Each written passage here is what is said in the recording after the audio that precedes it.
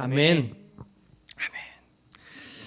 오늘 인물 설교로 42번째 시간입니다. 복음 전도자 집사 빌립이라고 하는 제목으로 오늘 주신 말씀 함께 살펴보도록 하겠습니다.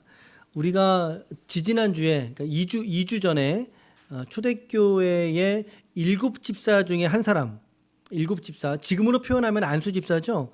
7집사가 누구누구였습니까? 우리 6장 5절, 6절 말씀. 자, 같이 한번 읽을까요? 시작. 온 무리가 이 말을 기뻐하여 믿음과 성령이 충만한 사람 스데반과 또 빌립과 브로고로와 니가노르와 디몬과 다메나와 유대교에 입교했던 안디옥 사람 니골라를 택하여 사도들 앞에 두니 사도들이 기도하고 그들에게 안수하니라. 아멘. 조금 전에 보셨듯이요, 이 7명의 인물 중에 두드러진 사람은 2명입니다. 2명. 누구예요? 스데반하고 빌립입니다. 최초의 평신도 순교자. 자, 평신도라는 말은 그렇게 어감이 좋지 않다고 말씀드렸어요.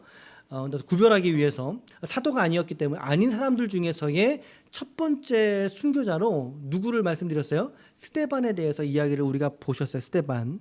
자, 그리고 이제 그 다음으로는 우리가 이방인 전도자 빌립을 우리가 살펴볼 겁니다. 지난번에도 오늘 빌립 살펴보겠다라고 말씀드렸죠. 자, 여러분, 이 빌립이라는 말은요, 말을 사랑하는 자입니다. 말을 사랑하는 자라는 뜻을 갖고 있고요. 성경에 이 빌립이 사도 빌립도 있고 또 그리고 이제 빌립 헤롯 1세, 2세 이렇게 좀 다른 동명이인들도 있어요. 근데 이 집사 빌립에 관한 내용 들에 대해서는 특별히 성경에 많은 언급이 없습니다. 기록이 좀 이렇게 좀 풍족하지가 않아요.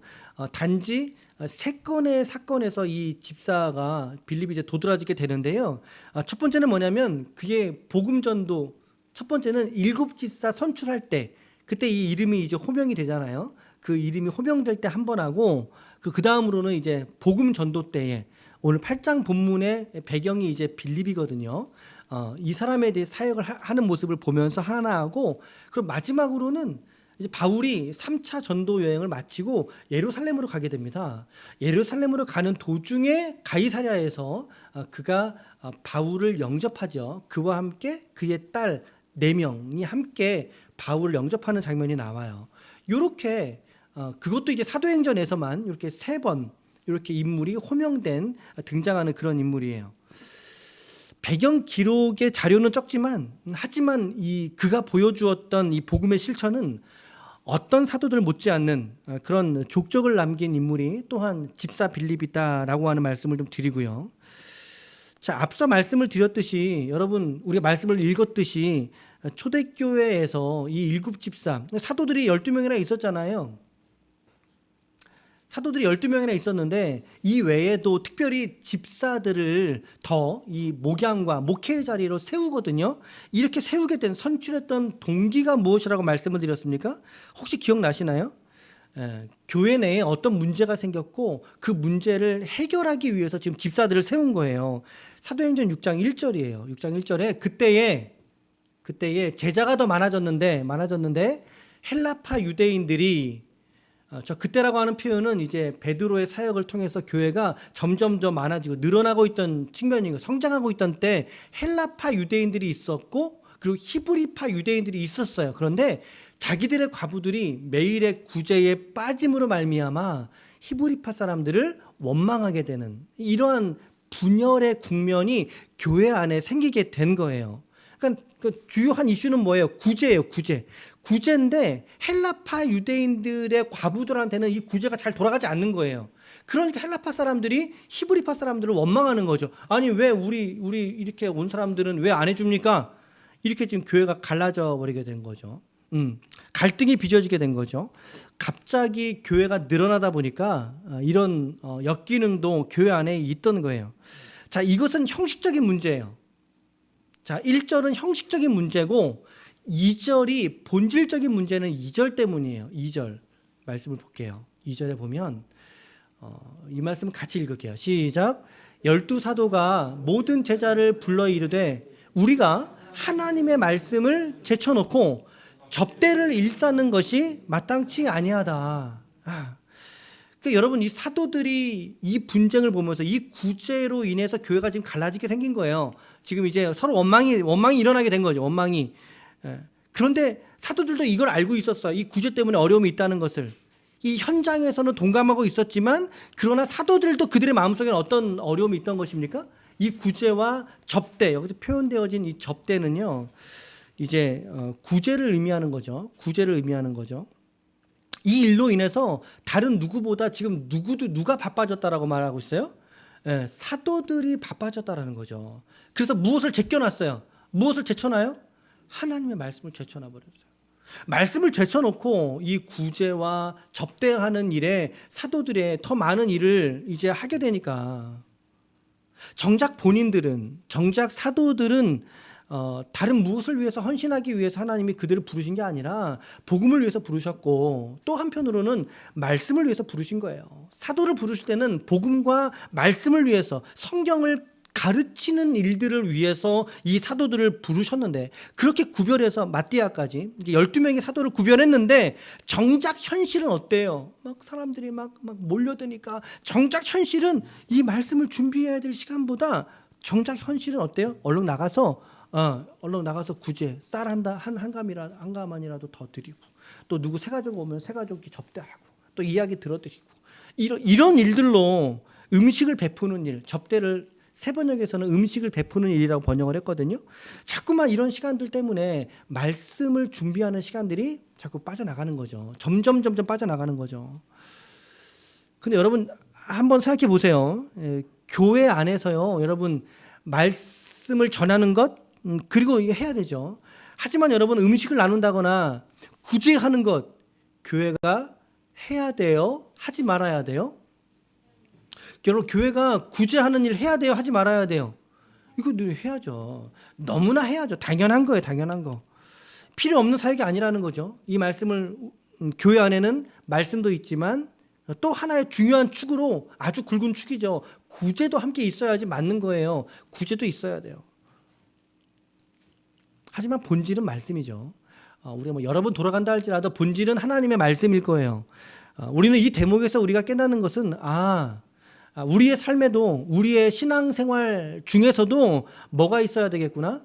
우리의 신앙의 우선순위에 관한 이야기예요. 이 이야기는 우선순위가 어그러지고 깨져버리면 그의 신앙이 건강하게 자라갈 수 없다라고 하는 것을 말씀하고 있다는 거죠. 우리가 하나님께 기도할 때도 마찬가지죠. 주님께서 우선순위에 대해서 기도할 때 무엇이라고 우리들에게 가르쳐 주셨죠? 너희는 먼저라고 하셨어요. 먼저. 이 먼저는 뭐예요? 우선순위라는 거죠. 먼저 무엇을 구하라? 그의 나라와 의를 구하라. 그리하면 이 모든 것은 무엇일까요? 하나님께서 우리에게 주시는 구원 이외의 또 다른 축복을 말하는 거거든요. 이 모든 것들을 너희에게 더하시겠다라고 말씀하셨어요. 그러니까 우리의 기도 중에서도 우선순위는 뭐예요? 하나님의 나라와 의를 구하는 것이 기도의 우선순위예요.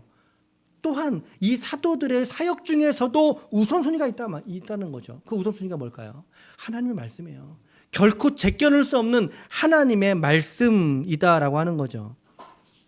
오늘 우리 신자들의 삶의 속에서도 여러분, 말씀이 기준이 된 이 분명한 우선순위를 가지고 여러분과 우리가 신앙생활 할 수 있기를 축복합니다.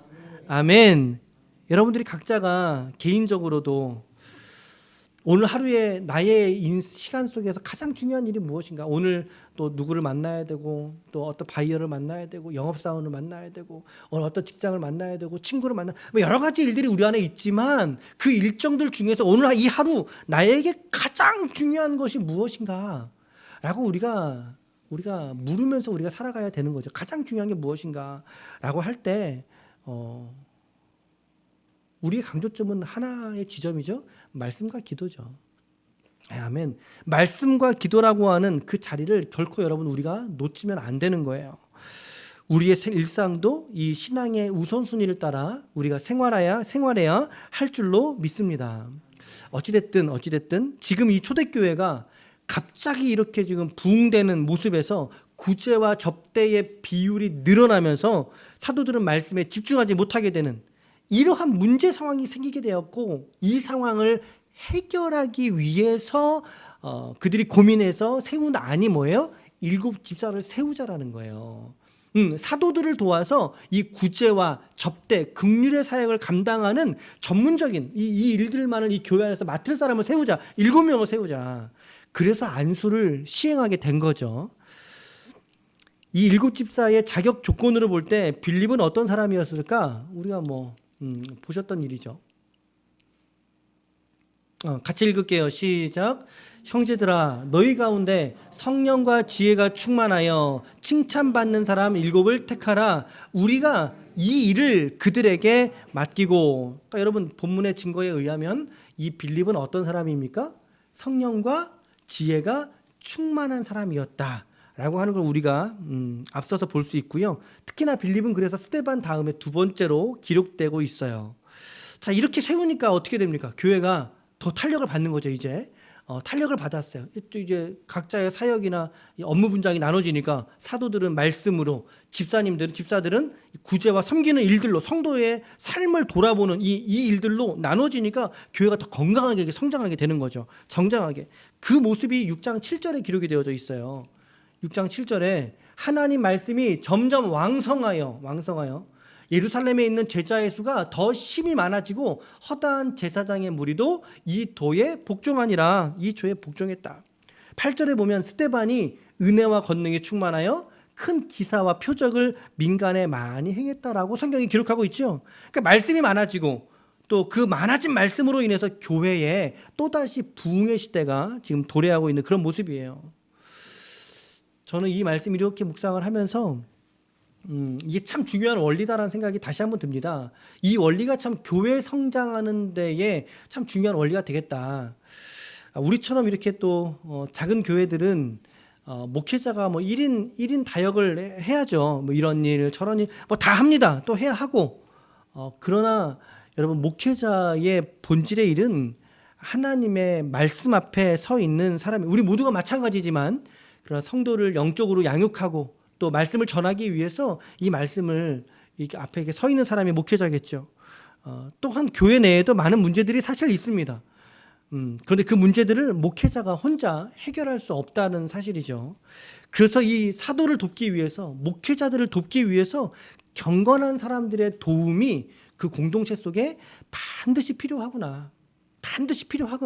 이렇게 같이 합력하는 거, 이걸 동역이라고 그러죠. 이 합력이 선을 이룰 때 교회 공동체는 건강해지고, 건강해진 공동체 속에서 우리 성도들의 영적인 수준이 자라가든 혹은 이곳에 좋은 소문으로 말미암아 또 성도들을 하나님이 붙여주셔서 성장을 하든 이러한 영적인 질적인 성장이 가능하게 되겠구나 라고 하는 거 이렇게 깨닫게 돼요.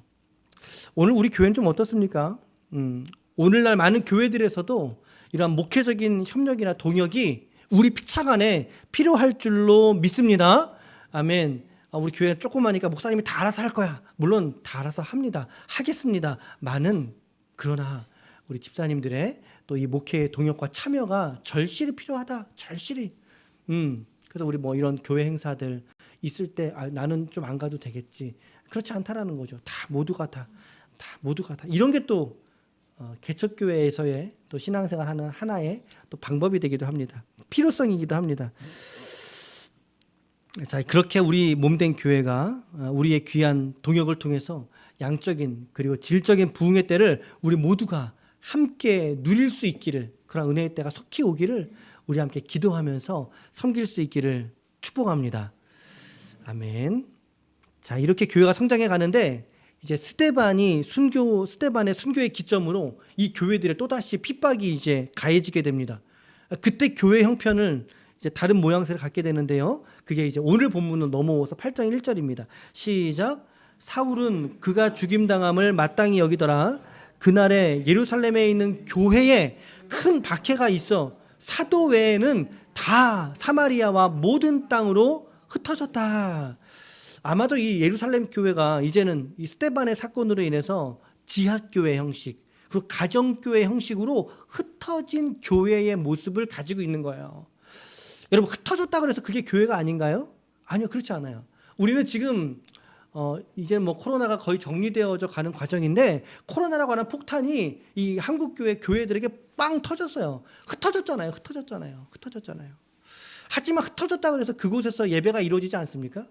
그렇지 않는다는 거죠. 우리 그곳에서도 하나님을 예배할 수 있어야 되고 그곳에서도 우리가 복음의 삶을 살아야 되는 게 바로 우리 성도의 삶인 것 같아요. 사방으로 흩어지는 계기가 되죠. 오히려 이 일들로 인해서 흩어지니라.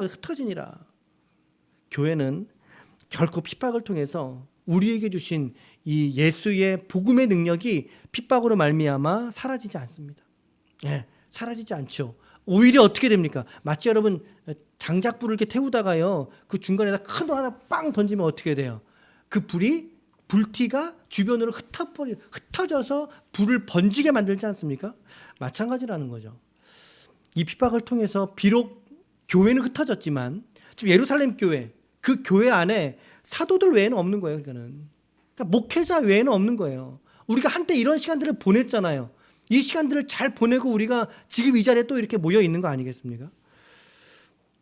더 구석구석으로 오히려 이 고난이, 이 박해가 우리 성도들에게 임한 복음을 전할 수 있게 흩어지게 만드는 그런 오히려 더 좋은 기회로 우리가 삼게 되었다라고 하는 것입니다.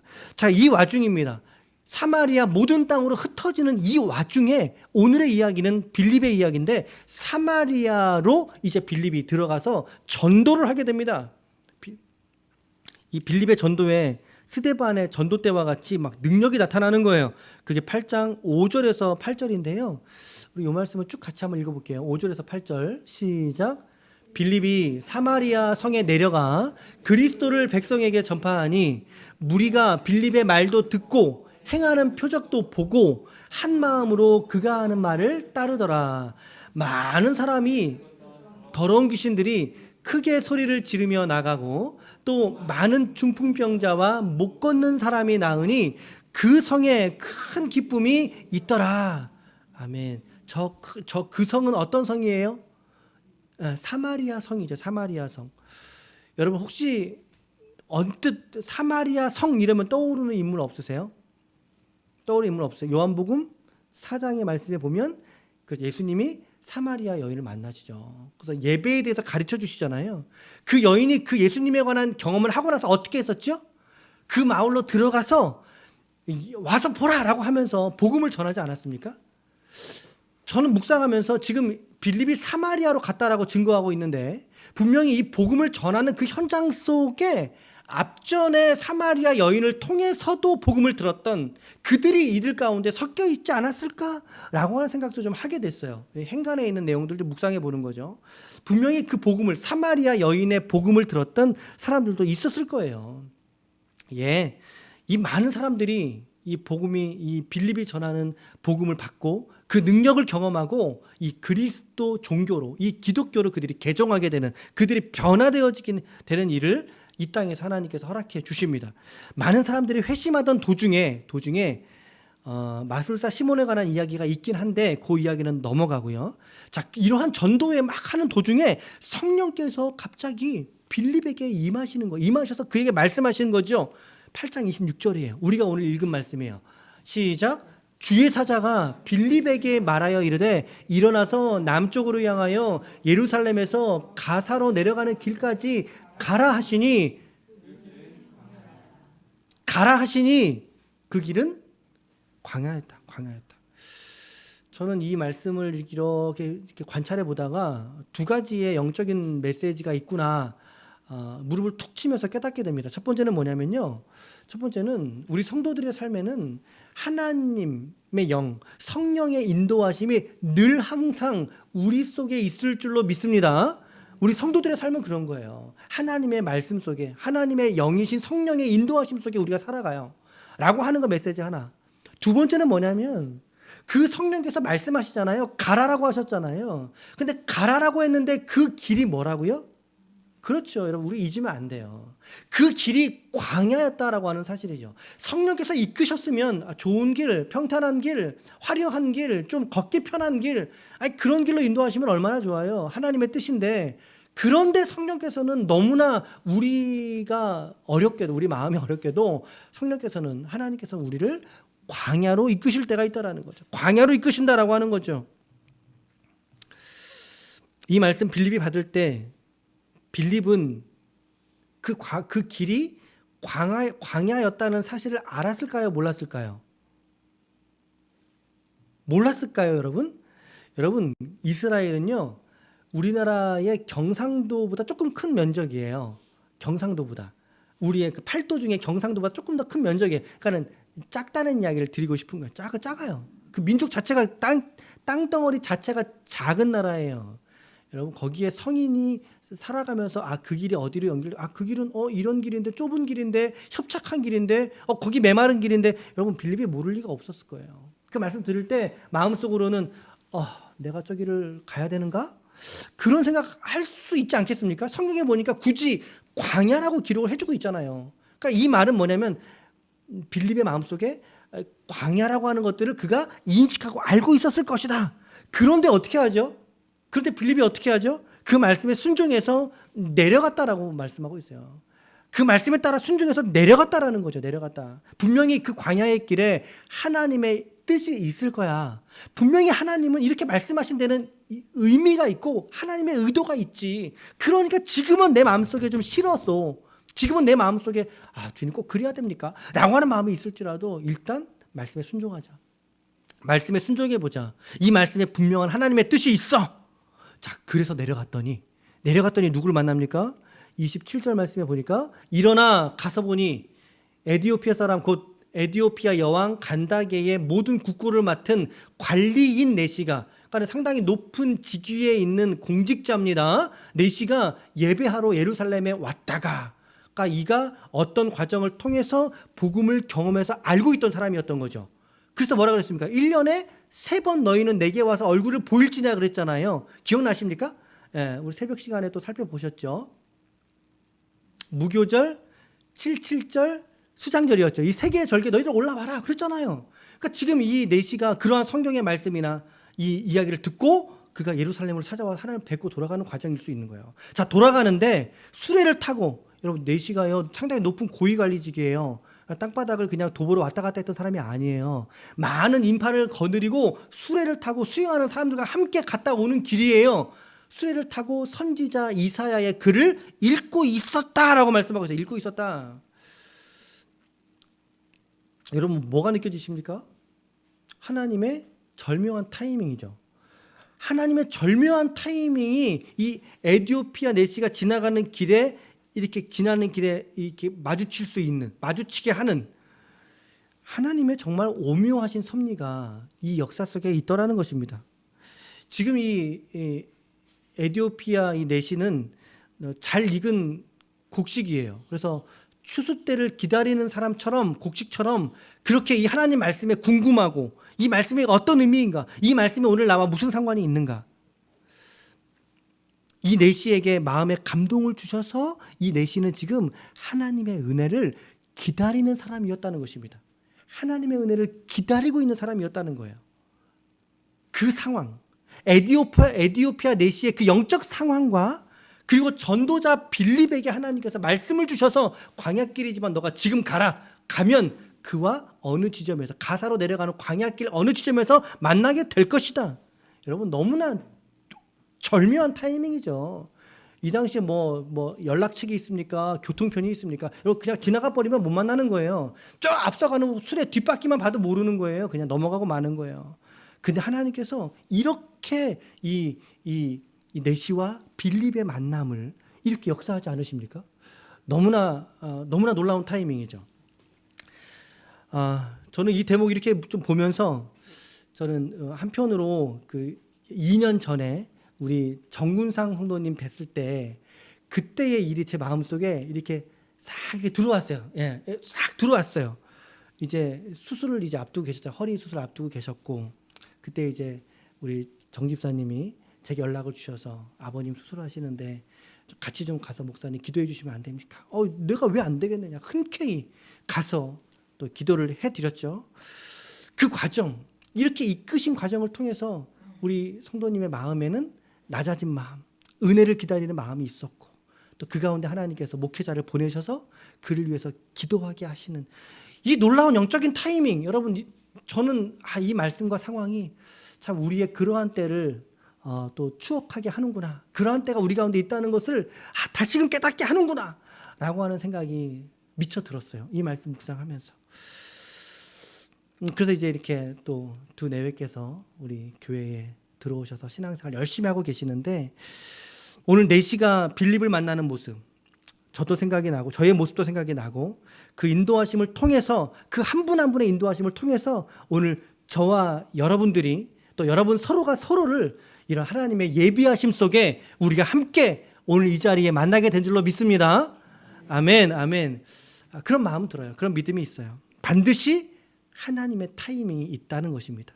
하나님의 때가 있다는 것입니다. 그 때를 우리는 인내함으로 찾고, 또 인내하는 자들에게 반드시 하나님께서 이처럼 구원의 열매를, 가족 구원의 열매를 맺게 하실 줄로 믿습니다. 아멘, 아멘.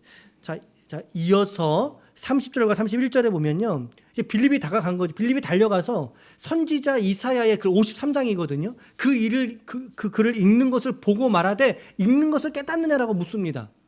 그러니까는 이제 내시가 대답하는 거죠. 지도해 주는 사람이 없는데 어떻게 내가 깨달을 수가 있겠는가? 당신 올라와서 이걸 내게 좀 알려주십시오. 사실은 이 두 구절에서 이렇게 성경 해석의 원리가 좀 여기서 드러나요. 여러분, 성경은 제가 늘 강조해 드리는 게 뭐죠? 성경은 그냥 읽지 말고 반드시 관찰해서 읽자라고 하는 말씀들이, 질문이 있는 성경을 읽어야 된다는 말씀 늘 드리잖아요. 여기서 지금 그러잖아요. 내시가 아는 척 안 해요. 모르는 거 모른다라고 말하잖아요. 그거 물어보잖아요. 그 물어보는 사람이 함께 가서 그 질문, 질의응답을 해결해 가면서 신앙이 성장하게 되는 거거든요.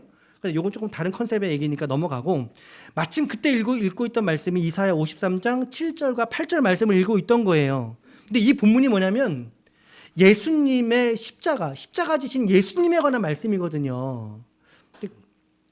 자, 그래서 35절에 이렇게 기록하잖아요. 빌립이 입을 열어서 이 글, 이사야 53장에 있는 이 글로부터 시작을 해서 예수를 가르쳐서 복음을 전했다. 예수를 가르쳐서 복음을 전했다라고 말하고 있어요. 참 이게 급기야 이 내시가 빌립에게 세례를 받게 되는 역사가 이 두 사람의 만남 속에서 너무나 경이롭게, 너무나 기쁨과 감사함으로 이 구원의 역사가 일어나게 됩니다. 함께 물에서 올라올 때 다시금 성령께서 빌립을 호련히 이끌어 가셨어요. 내시는 기쁘게 자기의 길로, 가사를 통해서 이제 애굽을 통해서 이제 에티오피아, 아프리카의 동북 쪽에 있는 아프리카의 그 나라, 자기의 나라로 이제 돌아가게 되어집니다. 이 사건은 이제 동북 아프리카의 복음을 전하는 초석을 다졌다라고 평가를 받는 본문이에요. 그러니까 여러분, 빌립이 성경에 기록은 많이 없지만 이 한 사람의 전도를 통해서 어떻게 돼요? 에티오피아 그 땅에 하나님의 복음이 심겨지게 되는 그 놀라운 사역을 이 빌립을 통해서 하나님이 감당하게 되지 않습니까? 자, 이후로 우리 마지막 절 말씀, 마지막 절 시작.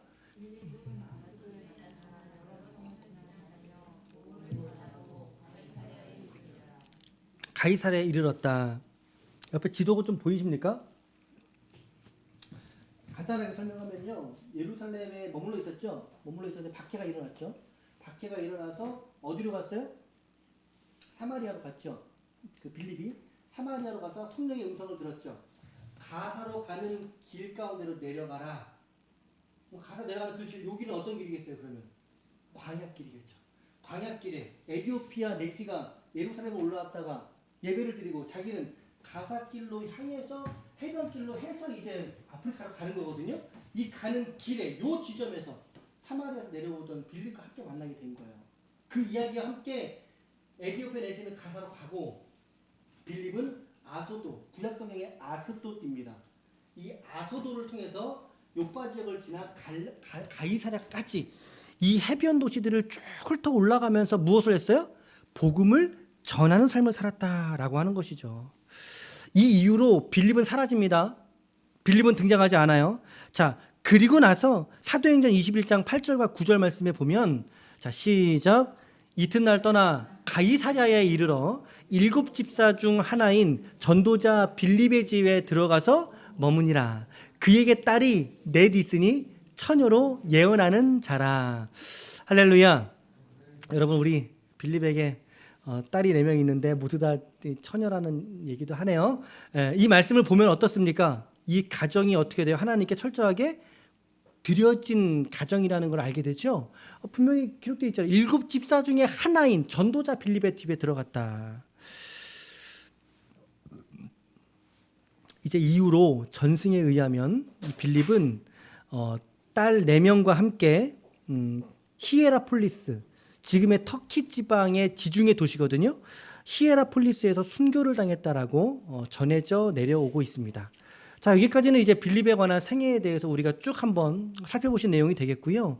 자, 우리가 이제 적용을 좀 3가지 적용을 짧게 하고 좀 넘어가 볼게요. 그리고 결론으로 갈게요. 자, 첫 번째 적용입니다. 시작. 아멘, 아멘. 여러분, 신앙의 우선순위 잊으시면 안 됩니다. 우리 신앙의 우선순위는 뭐예요? 그렇죠, 아멘. 말씀과 기도의 우선순위를 결코 잊으시면 안 됩니다. 이거 틀어져 버리거나 이거 우선순위가 뒤로 이제 바뀌어 버리게 되면 우리 신앙이 건강하게 우리 신앙이 성장할 수 없어요, 여러분. 신앙의 우선순위 반드시 지키셔야 됩니다. 아무리 우리가 분주하다 할지라도, 우리가 너무나 바쁘고 우리가 너무나 분주한 나머지 이 말씀과 기도 잃어버리고 산다면 우리 신앙 건강하게 세워질 수가 없다. 우선순위 무너지면 우리의 신앙의 기초가 흔들리게 된다라고 하는 메시지예요. 첫 번째 적용이고요. 자, 두 번째 적용은 뭔가요? 시작. 즉각적인 순종이 하나님의 타이밍을 경험하게 한다. 빌립에게 성령이 감동하게 하셨고, 만약에 빌립이 뭐 하루든 이틀이든 지체했었다라면 아까 그 사람 쫓아잡지 못했을 거라고 생각이 들어요. 하나님의 사역에 있어서 우리의 가장 중요한 태도는 즉각적인 순종이라는 거죠. 말씀이 들려지면 그 말씀에 우리가 아멘, 아멘, 그 말씀을 전심으로 받고 그 말씀에 순종하면서 비록 그 길이 광야길이라 하더라도 좀 불편한 길이라 할지라도 그 길을 걷는 거예요. 그 길 끝에서는 하나님께서 어떤 일을 행하실까라고 하는 믿음을 가지고 걷는 거죠. 믿음을 가지고. 오늘 우리도 그러한 믿음을 가지고 우리가 이 개척교회 가운데, 우리의 이 교회 생활 가운데 우리가 함께 머물고 함께 걸어가고 있는 거 아니겠습니까? 즉각적인 순종, 광야의 길이라도 그 길을 걸어가야 된다 라고 하는 말. 두 번째 적용 말씀드렸고요. 마지막입니다. 자, 세 번째 적용입니다. 시작.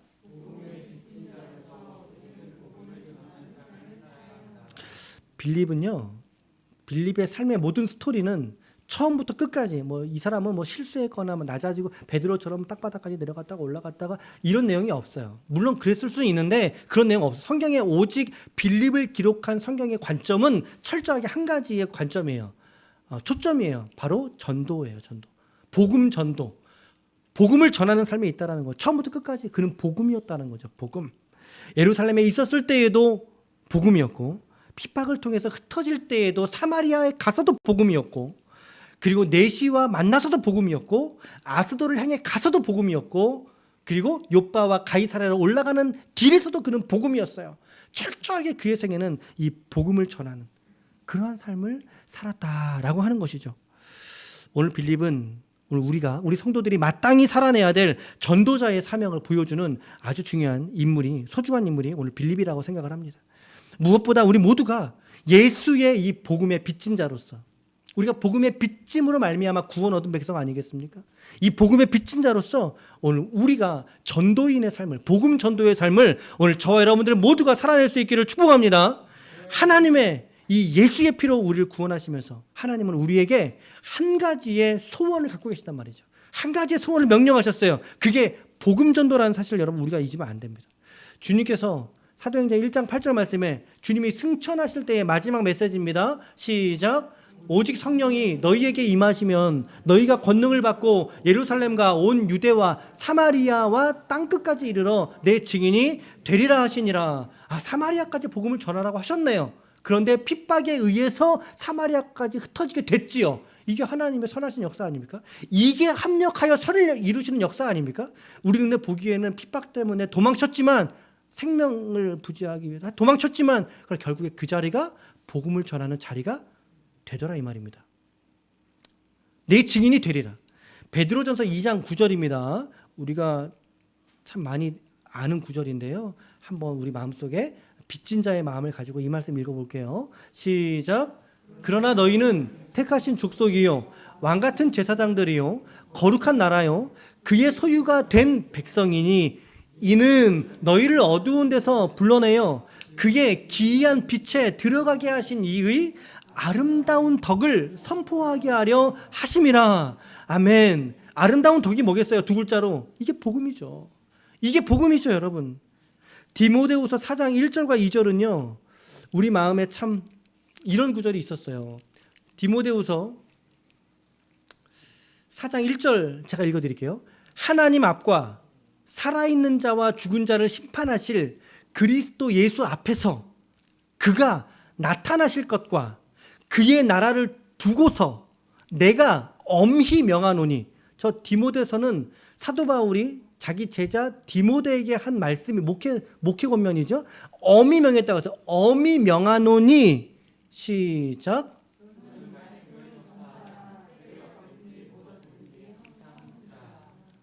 아멘.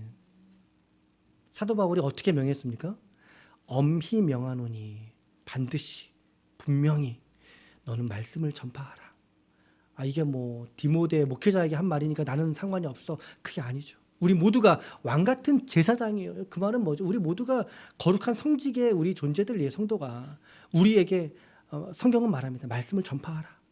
때를 얻을 때도 전파하고 얻지 못했을 때에도 말씀을 전파하라. 그리고 이것을 항상 힘쓰라라고 명령하고 있습니다. 복음을 전하는 것은 우리의 선택 조항이 아닙니다. 우리의 성도로서 또 예수 십자가로 구원받은 우리의 마땅한 의무이자 책임이요. 더 나아가 하나님께서 우리에게 주신 영광입니다. 여러분, 동물은 전도하지 못해요. 사람만이 전도할 수 있어요. 사람만이 복음을 말할 수 있어요. 이것이 바로 복음을 전하는 전도자의 삶이어야 한다라는 거죠. 복음의 삶을 살아야 된다. 오늘 우리는 이 복음이 내게 이 한 일, 이 좋은 일을 우리는 자랑하고 계십니까? 여러분, 좋은 물건, 좋은 약은 굳이 말하지 말고 숨겨두고 당신만 먹으라고 해도 좋으니까 말하게 되어져 있어요. 우리 가족들 챙겨주게 되어져 있잖아요. 근데 여러분, 그 좋은 것들 중에서 과연 복음은 얼마나 좋은 것일까요? 오늘 나와 우리를 구원하신 이 복음은 얼마나 좋은 것일까요? 모든 좋은 것들 중에서도 가장 좋은 것이 이 복음인데, 우리가 이 복음을 전함에 있어서 우리의 입을 닫고 있다면 그것은 하나님의 은혜 앞에 우리가 빚진 자로 오늘 살고 있지 못하는 모습입니다. 여러분, 이 이야기는요, 교회에 사람들을 끌어다가 앉혀라 이런 맥락의 이야기를 하는 게 아니에요. 그 얘기를 하는 게 아니에요. 내 삶을 말하는 거예요. 여러분들의 삶을 말하는 거예요. 여러분들의 삶의 순간 속에 오늘 우리가 성도로서의 구별된 삶을 우리가 살아가야 된다는 거예요. 구별된 삶을 살아가고 이 복음과 은혜를 나누는 삶이 바로 오늘 우리의 전도자의 삶일 줄로 믿습니다. 아멘, 아멘. 자, 오늘 빌립을 통해서 세 가지 적용들에 대해서 우리가 말씀 살폈습니다. 1번 시작. 그렇죠? 말씀과 기도의 우선순위. 이번 한 주간도 잊지 마십시오. 2번 시작. 즉각적인 순종이 아멘. 그 길이 광야길인 줄 알지라도 믿음으로 순종하며 걸어가자는 거죠. 그 길 끝에 반드시 하나님의 때가 예비되어져 있습니다. 아멘. 세 번째는요, 복음의 빚진 자로서 성도는 복음을 전하는 삶을 살아내야 한다. 그렇죠? 삶에 관한 모습이에요. 삶의 가치관, 기준에 관한 거예요. 오늘 우리가 이 십자가 복음의 빚진 자로서 이 땅의 삶을 살아낼 수 있는 우리 모든 하나님의 권속들이 다 되시기를 예수님의 이름으로 간절히 축원합니다. 축원합니다. 아멘. 우리 시간에